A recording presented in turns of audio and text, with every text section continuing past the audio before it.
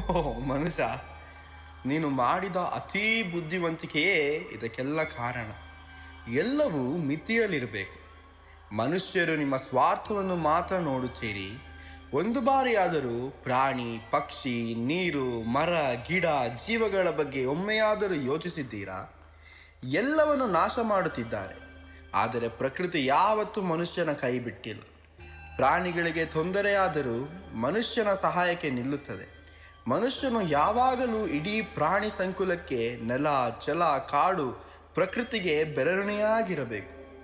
ನಾವು ಮನುಷ್ಯರು ಏನೇ ಮಾಡಿದರೂ ಪ್ರಕೃತಿ ಋಣವನ್ನು ತೀರಿಸುವುದಕ್ಕೆ ಆಗುವುದಿಲ್ಲ.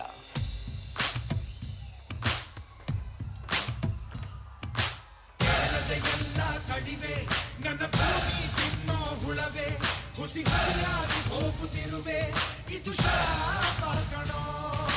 ಭೂಮಿ ಬಳ್ಳಿಯ ಗೆಳೆಯ, ಉಸಿರಾಡಿ ತಿಳಿಯೋ ವಿಧಿಯ, ಜೊತೆ ಬಾಳಿ ಬದುಕುವ ವಿಷಯ ತಿಳಿಯೋ ಸಮಯ.